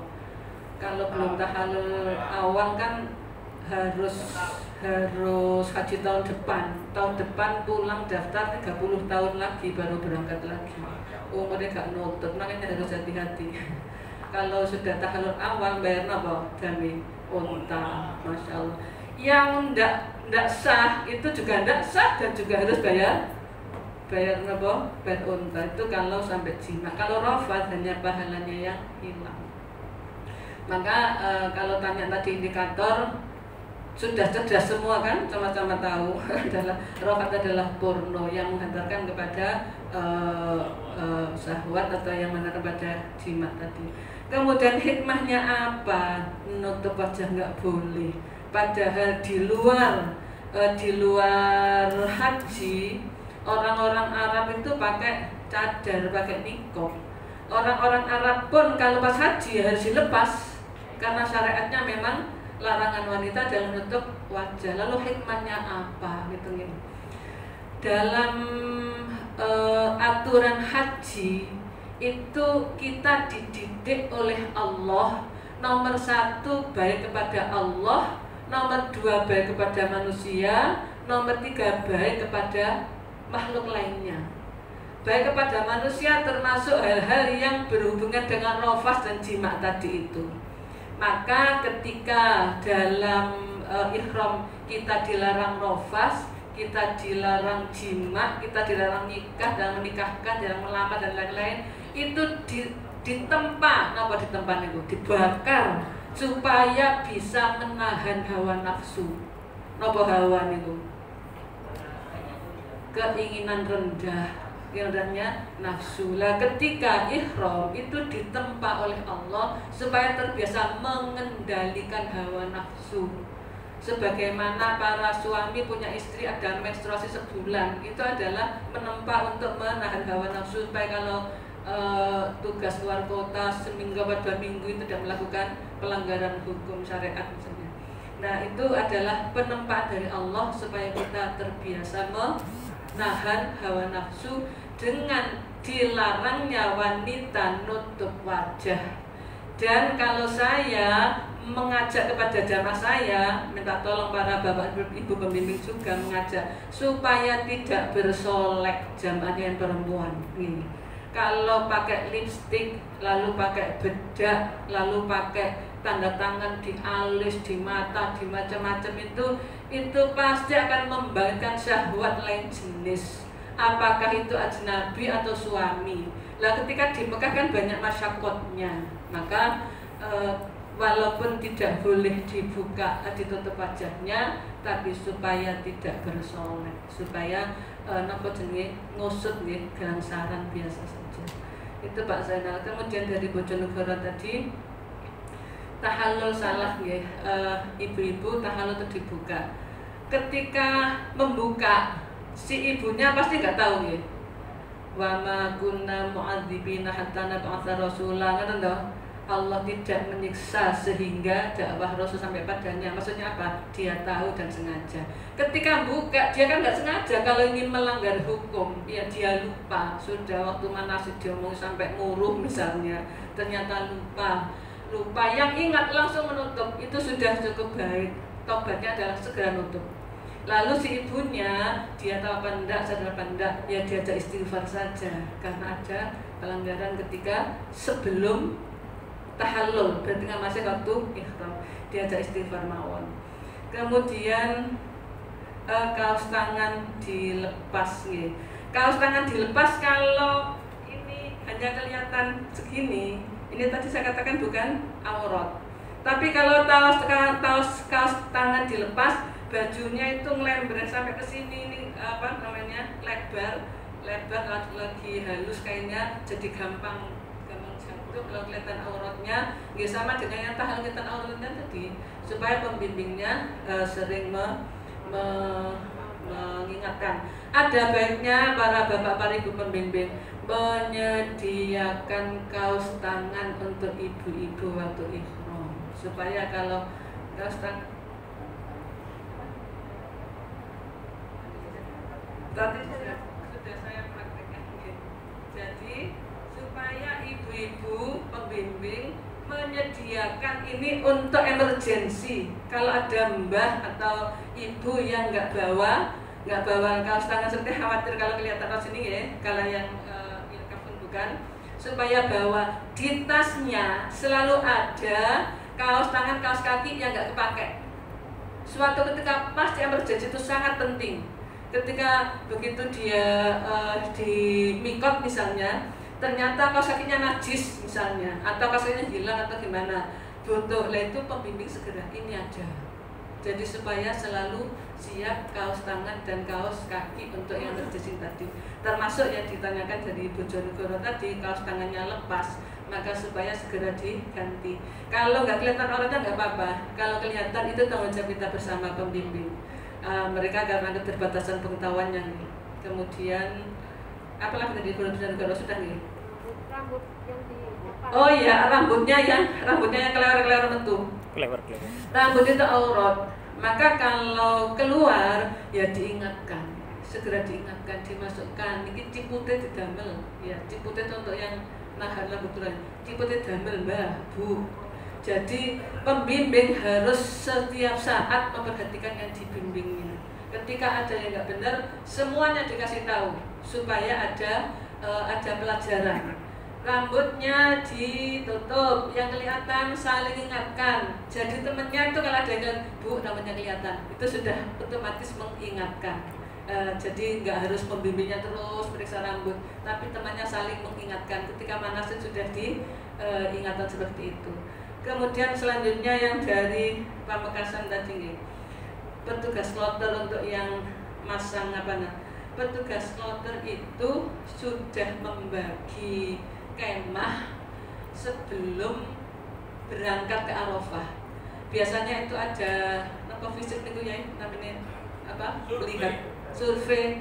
Biasa pasti diajak survei itu dari ketua KBIH, kemudian Karom. Kalau kamu nggak Karom aja kadang-kadang nggak semua karena keterbatasan satu bus itu berapa kloter itu ya. Nah dari situ sudah ada kesepakatan ketua kloter kemudian dengan Karom atau dengan pembimbing KBIH sudah kesepakatan ini daerah ini sudah ada gambarnya, ini miliknya KBIH ini milik KBIH ini milik ini. Jadi mestinya tidak ada gegeran. Kalau gegeran itu di dalam itu di Arafah gitu. Mestinya nggak ada gegeran, sudah tahu ini punyanya, ini punya. Nah ketika sudah tahu ini punya saya, lah itu baru ditemboi dengan selambu. Berarti itu ya KBIH bersangkutan yang siap-siap selambu. Kalau ketua klubnya kan nggak berkepentingan dengan membatasi. Yang berkepentingan adalah kita dari pembimbing KBIHU itu. Kemudian yang biasanya nggak bawa kan jadi wedok-wedok nang kono turu malam hari kakaron mulai kelihatan itu kan menjadi kurang baik ya, apalagi kalau auratnya kelihatan. Yang tidur nggak tahu, tapi yang lihat yang tidur itu kalau nggak pakai celana legging ya akhirnya dia punya andil salah juga. Namanya baju ihram nggak ada penahan kelihatan auratnya ya. Jadi itu adalah kalau itu selambu itu dari KBIH-nya. Kalau pembagian kuncup namanya kemah itu sudah disepakati dengan KBIH dan ketua kloter atau ketua rombongan. Kemudian tawaf wada sandalnya dilepas, katanya nggak boleh bawa tanah haram keluar tanah haram. Itu hanya sekedar cara Jawa gugon tuhun, tidak ada syariatnya. Nggak ada syariatnya. Tidak ada larangan membawa tanah haram ke lain tanah haram.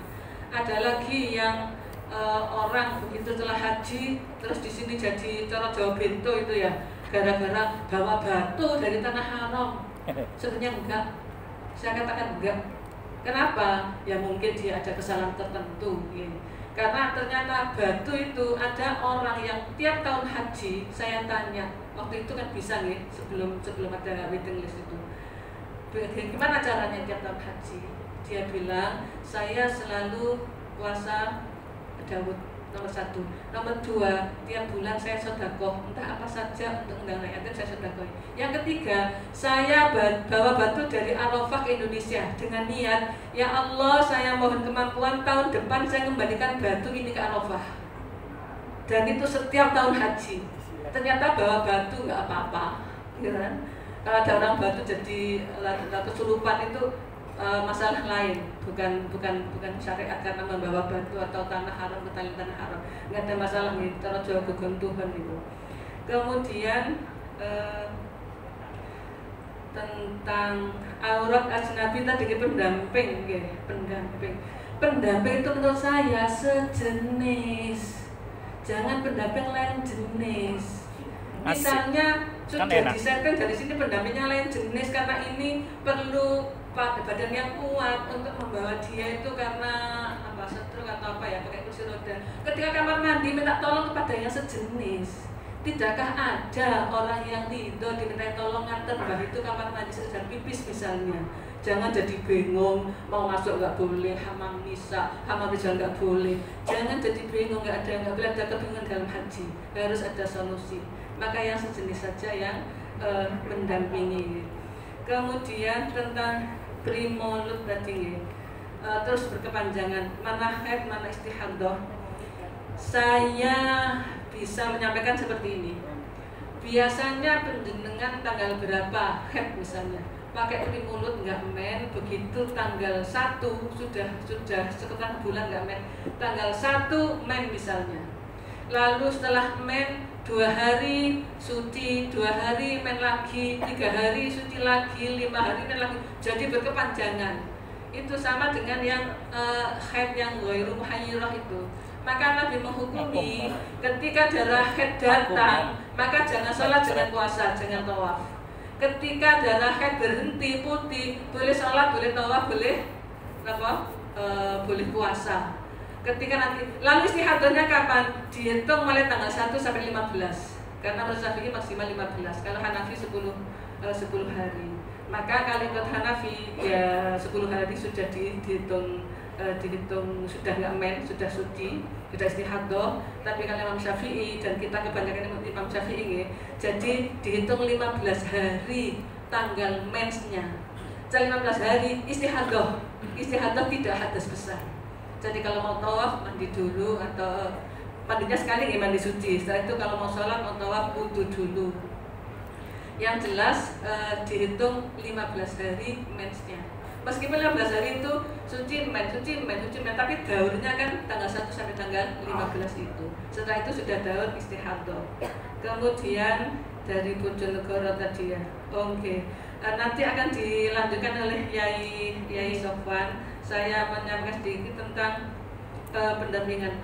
Mulai yang menteri baru ini tahun kemarin itu ya, itu yang boleh berangkatkan pada usia 90.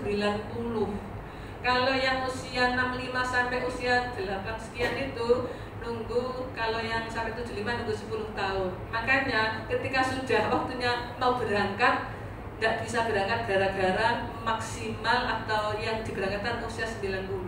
Kalau sebelum itu 3 tahun, kita masa 3 tahun paling pendek untuk bisa diberangkatkan. Ternyata yang antri banyak sehingga yang diambil adalah yang lebih dulu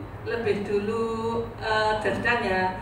Dan saya lihat tahun 2019 itu yang diambil adalah yang sudah 6 tahun daftar. Jadi yang usia 75 itu setelah 6 tahun daftar bisa diberangkatkan. Nah tahun 20 yang nggak jadi berangkat ini ternyata 90 baru. Kemudian ketika haid dan pulang tadi itu sesuai dengan yang kita bahas tadi ya. Kalau itu menurut Ibnu Taimiyah masyaqqat banget itu, maka orang yang haid dan tidak ada jedanya, nggak ada berhentinya, segera pulang, maka boleh tawaf dan diterima dan tidak bayar dam. Itu menurut siapa? Ibnu Taimiyah. Kalau menurut ijtihad kita tadi, saya tadi adalah minum penunda haid jika agak reda, ketika reda lalu tawaflah. Ketika tawaf tengah-tengah keluar ke kamar mandi, mandilah, sucilah, lalu kembali melanjutkan tadi itu. Kalau toh itu terpaksa, atau ketika men itu agak jeda segera tawaf. Nah itu untuk selanjutnya ya Sofwan, monggo kalau ada tambahan dari yang pendampingan.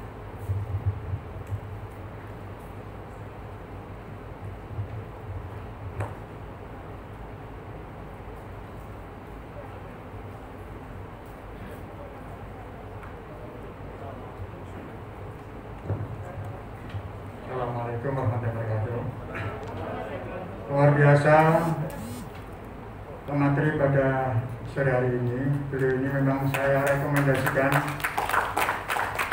sejak awal. Kemenang minta perkenalan saya karena dulu sebelumnya beliau waktu kita sertifikasi 1, 2 kurang pas, sehingga saya usulkan beliau karena beliau ngerti dan praktisi, ilmuwan. Jadi banyak orang doktor, profesor tapi bukan praktisi, teori-teori saja. Ini yang saya rekomendasi dengan beliau. Yang tadi yang sedikit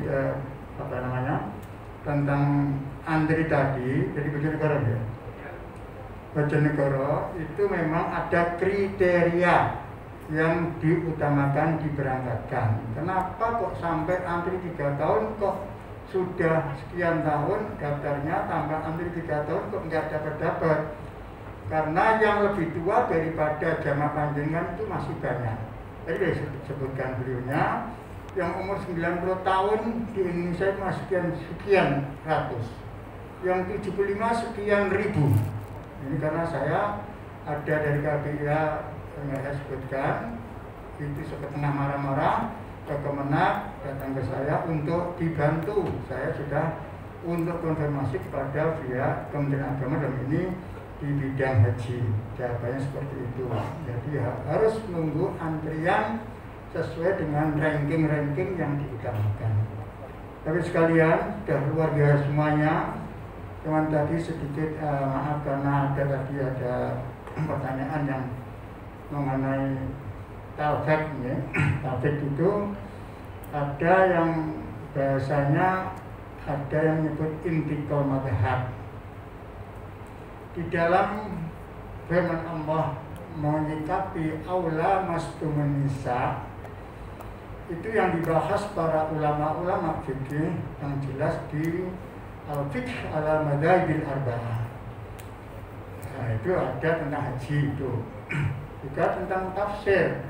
Ya, lamastumun nisa itu maksudnya adalah al-jima, itu jelas. Kalau di tafsir Jalalain seperti itu. Jadi yang disebut amas itu.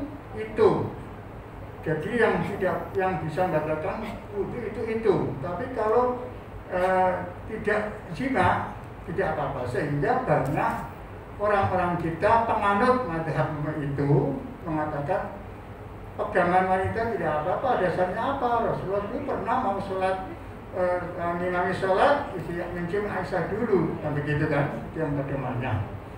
Sehingga kita mengambil saja, karena sekarang Imam Syafi'i saja, pendapat Imam Syafi'i tentang batal wudunya laki perempuan bersentuhan, itu sekarang repot diterapkan. Karena sulit untuk itu, masyaqqat sulit sekali. Ya, sehingga saya ketemu ada seorang kiai yang pertahankan Imam Syafi'i terus. Pada waktu lainnya ihram bisa dia. Setiap tawaf saya lihat dia pakai kaos tangan, pakai kaki. Tapi begitu dia ihram, dia kebingungan. Mencari sepinya tidak bakalan sepi-sepi. Jadi nggak tawaf. Ada yang begitu. Jadi maksud kami itu adalah beberapa pendapat-pendapat madhab. Jadi kalau panjenengan yang pakai, tetapi jangan salah, ini yang banyak kesalahan yang kita jumpai dari pembimbing. Terus nggak apa-apa, madhab Hanafi nggak apa-apa, madhab Hanafi nggak apa-apa. Tapi nggak ada dasarnya. Kalau panjenengan satu qadiyah itu artinya kalau panjenengan sholat, wudunya harus pakai Imam Syafi'i, batalnya wudu harus pakai Imam Syafi'i. Cara wudu bagaimana? Ya, kalau Imam Syafi'i begitu. Kalau madhab Hambali, wudunya pakai membasuh semua kepala, ya harus begitu. Jangan kok batalnya saja mengikuti Imam Hambali, wudunya ikut Syafi'i. Ini yang sering terjadi para pembimbing bilang itu nggak apa, madhab ini boleh kok. Maka harus paham tentang hukum fikih tersebut. Tentang rofas juga begitu. Saya baca beberapa tafsir-tafsir yang ada, ya. Kalau kita tafsir Jalalain, itu bahasanya pendek-pendek. Kalau tafsir Al-Qasimi, tafsir Al-Badami, tafsir beberapa ya, tafsir-tafsir itu, rofas itu dibahas panjang lebar. Tidak hanya rofas mengenai jima tadi, tetapi rofas itu segala sesuatu. Ini bab haji, debat tentang haji. Kalau dia itu sampai begitu menyakitkan hati orang lain saja, itu termasuk rofas. Jadi orang haji bapak-bapak tapi menghina orang lain dan sebagainya, itu bisa dikatakan para rofas. Jadi lebih sulit lagi. Ini penjelasan seperti itu. Jadi beberapa sudah luar biasa beliaunya ini, cuman tadi saya nambah saja, ya. Ada ini laki perempuan an-nadri dan ajnabiyah ini juga berpendapat beberapa pendapat. Wanita sama wanita melihat itu menurut saya haram hukumnya, menurut auratnya. Ya, jadi dilarang satu kamar mandi dua wanita yang bersamaan, itu nggak boleh. Ini banyak terjadi. Oh, nggak apa-apa, darurat. Bahkan pembimbingnya nggak apa-apa, darurat, dua-dua aja biar cepet, kan gitu kan? Ini tidak benar. Ternyata betul pernah terjadi. Allah memberikan peringatan. Tahun beberapa tahun yang lalu pernah terjadi, maaf, orang Indonesia karena rebutan di Arafah, ya, itu karena gara-gara di Arafah tadi masih berpakaian ihram kan, dia mandi bareng-bareng sore itu satu WC, satu kamar mandi ditempati 4 orang. Ternyata jebol, saya tahu, ya, jebol karena bawahnya itu lubang yang mengandung apa ini namanya? Sepeda itu apa? Yang sangat membahayakan baunya itu. Nah, untuk bilang dari orang ini mati semuanya. Ya, orang Indonesia itu kasus dapatan, maka diperingatkan jangan sampai satu WC 2 orang. Satu ya satu saja, cuma diperdebat dan sebagainya. Ya, nah itu. Jadi ini beberapa pendapat. Makanya saya termasuk madhab yang ikut, saya katakan, saya termasuk madhab yang hati-hati, yang mengatakan wanita melihat wanita haram. Okay? Karena apa? Wanita ada yang maaf sama wanita itu juga. Ini pernah terjadi.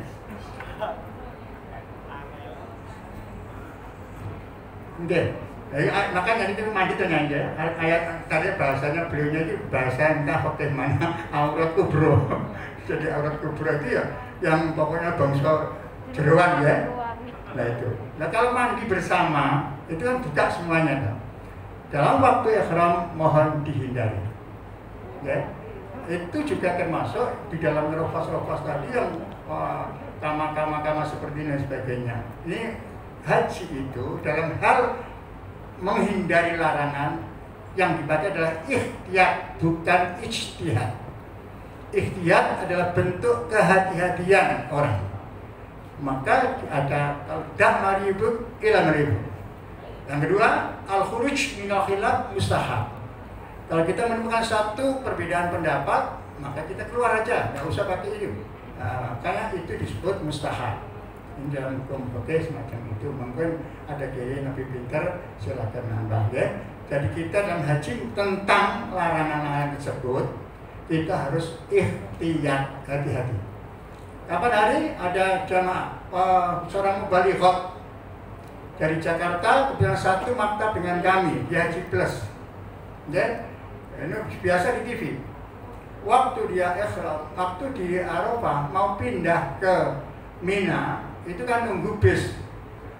Beliau buka-buka semua auratnya nih. Jadi orang Jakarta biasa pakai begitu sampai dia kalau begitu lengannya ini terbuka.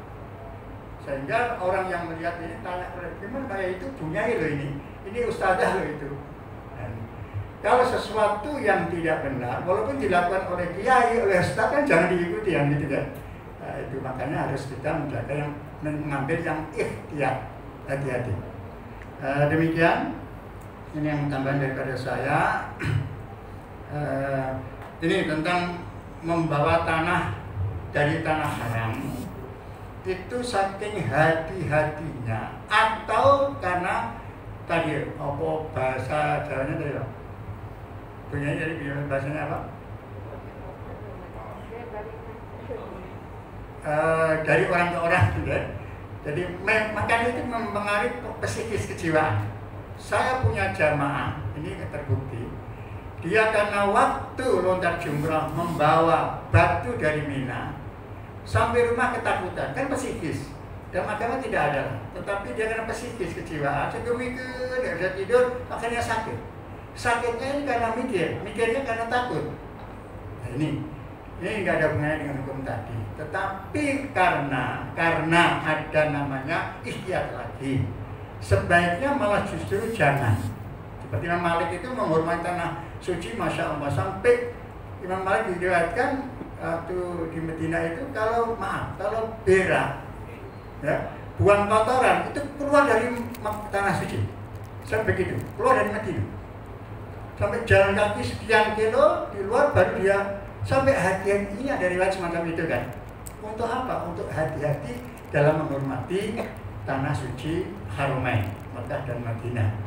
Ada juga yang dikiaskan wong kencing saja hati-hati dan sebagainya, yaitu didawak-dawakna menjadi hukum macam itu, ya. Maka saya harapkan para ini Indonesia termasuk merokok, ini tadi yang bertanya juga ke saya, nanti tolong disampaikan. Rokok itu kan khilaf, malah orang-orang kiai-kiai NU itu malah dimusahab disunatkan, karena kalau nggak rokokan musyawarah nggak akan beres kan gitu, ya. Tapi di sana ada, termasuk tulisan, termasuk menghormati tanah suci haram adalah tidak merokok. Tidak gimana aspeknya itu, seandainya nggak kuat rokokan ya karmu, itu aja. Tapi kalau kita ikhtiar dan hati-hati untuk menghormati, saya niat ini selama di hutan kita tidak merokok. Niat saya apa? Menghormati, luar biasa itu, sangat luar biasa. Terima kasih, mudah-mudahan ada sedikit manfaatnya. Memang dunia ini adalah maaf sahabat kami di KPIH juga, dan pantas untuk menyampaikan Fiqhun Nisa fil Hajj ini pas sekali, ya. Terima kasih.